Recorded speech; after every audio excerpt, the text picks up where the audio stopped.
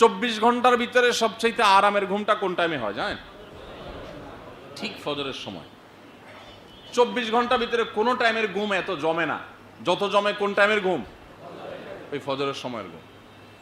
যেই লোকটা মোবাইল টিপতে টিপতে, ফেসবুক টিপতে টিপতে রাত 12টা 1টা 2টা মোবাইল একবার রাখে, ঘুম আসে না, আবার হাতায়, আবার রাখে, আবার হাতায়, ঘুম আসে না, এই কপাল পোড়ারও দেখবেন ঠিকই ফজরের সময় আসে কি আসে না বলেন? আসে। কেন আসে জানেন? নবী করিম সাল্লাল্লাহু আলাইহি সাল্লাম বলেছেন, মানুষ যখন ঘুমায় ফজরের সময় যাতে সে উঠতে না পারে, শয়তান গভীর ঘুমে আপনাকে আচ্ছন্ন করবার জন্য কপালে 3টা গিরা দেয়, অদৃশ্য গিরা, এগুলো আমরা দেখি না। এই গিরাগুলো দেওয়ার উদ্দেশ্য হলো আপনাকে অলস করে ফেলা, দুর্বল করে ফেলা, আপনার ঘুমের প্রাবল্য আপনার মধ্যে নিয়ে আসা, যাতে ঘুম ঘুম ভাব, অলসতা ভাব থাকে। এই জন্য দেখবেন ফজরের সময় এমন ঘুম আসে, কম্বলটা বিশেষ করে শীতের সময় মুড়ি দিয়ে যখন শোন, এদিকে মুয়াজ্জিন আজান দেয়, মোবাইলে অ্যালার্ম বাজে, তখন মনে হয় এই কম্বলের বাইরে বের হলে মনে হয় আমি শেষ, একদম বঙ্গোপসাগরে ডুবে যাবো মনে হয়, এত কষ্ট মনে হয় না? ঠান্ডা, প্রচন্ড ঠান্ডা, মনে হচ্ছে বাইরে হলে শেষ হয়ে যাবে, তাই না? এই ভয়টা কে দেখায়? ইবলিস, শয়তান দেখায়। নবী করিম সাল্লাল্লাহু আলাইহি সাল্লাম বলেছেন, দেখেন এই হাদিসের বাস্তবতা আপনি একেবারে হাতে কলমে দেখতে পান, প্রতি সময় আপনি যদি খেয়াল করেন আপনি দেখতে পাবেন। কিভাবে? নবী করিম সাল্লাল্লাহু আলাইহি সাল্লাম বলেছেন, যখন মানুষ ঘুম থেকে হিম্মত করে এই কম্বল ফেলে দিয়ে, লেপ ফেলে দিয়ে, কাঁথা ফেলে দিয়ে সে যদি সাহস করে দাঁড়িয়ে যায়, তাহলে সাথে সাথে একটা গিরা খুলে যায়। আচ্ছা, গিরা খুলে যায় মানে হলো যে অলসতা দূর হয়ে যায়। এই জন্য একটু খেয়াল করে দেখেন যে শীতের সময় যখন ফজর পড়তে কষ্ট হয়, মনে হয় শয়তান আপনাকে বলে যে উঠিস না, উঠছস তো লাইফ শেষ, কি ঠান্ডা, খেয়াল করছস? তখন শয়তান আপনাকে মাসালা দিবে, আর অনেক সময় আছে, অ্যালার্মটা বন্ধ কর, একটু পরে উঠিস। এই যদি ঘুম পাড়া দিতে পারে সকাল 7টা, আপনার সূর্য উঠে গেল, শেষ। তো শয়তান ঘুম পাড়ায়। যদি আপনি কষ্ট করে হিম্মত করে এগুলো সব ফেলে দিয়ে দাঁড়িয়ে যেতে পারেন, আপনি তখন হাদিসের বাস্তবতা দেখবেন। নবী সাল্লাল্লাহু আলাইহি সাল্লাম বলেছেন যে 3 গিরা দিয়ে যে তাকে ঘুম পাড়ায় দেয়, একটা খুলে যায় যদি সে সাহস করে দাঁড়িয়ে যেতে পারে।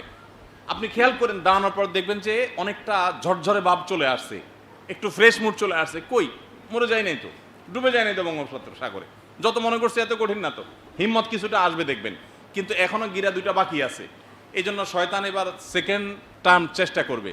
সে এবার বলবে যে উঠছস ভালো কথা, পানির অবস্থা দেখোস কি, চিন্তা করে দেখ, কেমনে 8টা দিবি এই টেপের নিচে, ক তো দিবি তো ছাতকে উঠবো পুরা। তখন এবার শয়তান আপনাকে ফুসলাবে যে কেমনে যাবি, কেমনে যাবি, উঠে তো গেছেন। এখন অনেকে আছে দেখবেন টেপের সামনে দাঁড়ায় থাকে, যায় না, ধরে তো ধরে না, টেপ ছাড়ে তো ধরে না, আছে না? ওই যে গিরা যে আরেকটা আছে, বান্দা যদি সাহস করে তখন বিসমিল্লাহ বলে, ওই যে হাদিস তার ইসবাকুল উযু আলাল মাকার, এই হাদিসের কথা মনে করে আল্লাহর কাছে মর্যাদা বৃদ্ধি, গুনাহ মাফের আশা করে, নবী সাল্লাল্লাহু আলাইহি সাল্লামের ঘোষণার প্রতি ঈমান রেখে সে যদি বিসমিল্লাহ বলে হাত দিয়ে দেয় হিম্মত করে, ওযুটা করা শেষ হয়ে গেলে দেখবেন যে শরীর আরো ফুরফুরা হয়ে গেছে, পাতলা হয়ে গেছে। আপনি এটা খেয়াল করেন, উঠার পরে দেখবেন কিছুটা পাতলা হয়ে গেছে। ওযু করার আগে যে মনে হচ্ছিল যে আমি বোধহয় শেষ ওযু করলে, কিন্তু ওযু করা শেষ করতে পারলে কোনো রকম আল্লাহর নাম নেই, ওযু করা শেষ হয়ে গেছে, গামছা দিয়ে হাত মুছে ফেলছেন, এবার মনে হবে কি অনেকটা রিল্যাক্স, কই কিছু হয় নাই তো আলহামদুলিল্লাহ। গিরা আরো কয়টা আছে? একটা। এবার শয়তান বলবে ঠিক আছে বুঝলাম, ওযু করছো দেখে মসজিদেই যাইতে হবে, এই ফতোয়া কোন হুজুর দিছে? শীত যদি বেশি হয়, তীব্র হয়, জীবন নাশের আশঙ্কা হয়, মাসালা আছে, বাসায় নামাজ পড়া যায়। যদি এই মাসালা না কুলায়, শয়তানের ডেলিভারি করা এই মাসালা যদি ওই লোক না গিলে, তো শয়তান আরেকটা মাসালা দিবে, আর নিজের স্ত্রীকে নিয়েও মাঝে মধ্যে জামাত করা যায়, মসজিদে যাওয়া জরুরি না। এসব টোপগুলা যদি সে গিলে, তো গিরা আরেকটা কিন্তু থাইকা যায়। আর যদি সে হিম্মত করে বের হয়ে যায় এবং জামাতে শামিল হয়ে যায়, নামাজটা পড়ে ফেলে ফজর নামাজ ভালোভাবে, এরপর নামাজটা পড়ার পর তার 3 নম্বর গিরাটাও খুলে যায়। আপনি একটু খেয়াল করে দেখেন, যারা নিয়মিত ফজর পড়েন বা যারা পড়তে অভ্যস্ত না, তারা একটু খেয়াল করে দেখেন এই গিরাগুলা খোলার যে কথা হাদিসে বলা আছে, এটার বাস্তবতা আপনি ফিল করবেন যে আপনার শরীরটা পাতলা হয়ে গেছে। ফজর নামাজ যারা পড়েন তারা বলতে পারবেন, শীতের সময় বিশেষ করে যে, বা গরমের সময় যখন কষ্ট হয়, উঠতে খুব কষ্ট হয়, এরপরে যখন ওযু করতে আরেক কষ্ট হয়, 2টা পরে একটু ফুরফুরা ভাব হয়, কিন্তু এরপরে অলসতা থাকে। নামাজটা পড়ার পর যখন বাসার দিকে যায়, ফজর নামাজ আদায়কারী মুসল্লি নামাজ পড়ে যাওয়ার সময় আল্লাহর কসম আমি তো ফিল করি যে পুরো শরীরটা যেন পাতলা হয়ে গেছে, মানে ওই যে ঘুম থেকে উঠার আগে কম্বলের ভিতরে থাকতে শয়তান যে আমারে ফুসলাইছিল, ভয় দেখাইছিল, এখন মনে হচ্ছে কই আমি তো পুরো ফ্রেশ মুডে। নবী করিম সাল্লাল্লাহু আলাইহি সাল্লাম বলেছেন ফাসবাহ নাশীতান নাফসি, এই ব্যক্তি ফজর নামাজ পড়ার পরে সে খুব ফ্রেশ মুডে চলে আসে।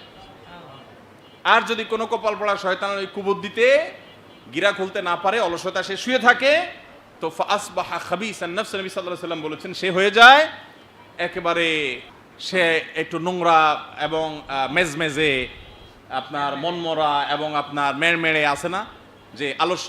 খেয়াল করে দেখেন যে আপনি সকাল 7টায়ও যদি উঠেন, ফজর নামাজ পড়েন নাই, 7টা 8টায় উঠছেন, আপনি ঘুম পুড়ে গেছে, 8-9 ঘন্টা ঘুমাইছেন, সব ঠিক আছে, এরপরও আপনি দেখবেন এক ধরনের ইমানদার এটা ফিল করে, বিশেষ করে ইমানদার এটা ফিল করবে, নামাজি মানুষ ফিল করবে যে তার ভিতরে এক ধরনের অস্বস্তি আছে, এক ধরনের মনে হচ্ছে যে আমার ভিতরে কিছু একটা জিনিস যেন বাকি আছে। কিন্তু নামাজটা পড়ে ফেলছেন, রাত যদি 3টায়ও শোন, 2টায়ও শোন, ফজর পড়ার পর এই যে ওযু হলো, নামাজ পড়লেন, বের হওয়ার পর আপনার কাছে ফ্রেশ মুড মনে হবে। অতএব শীতের সময় কষ্ট উপেক্ষা করে ওযু এবং ফজরের নামাজ এগুলোর প্রতি খেয়াল রাখবো তো ইনশাআল্লাহ। আল্লাহ আমাদেরকে তৌফিক দান করুন।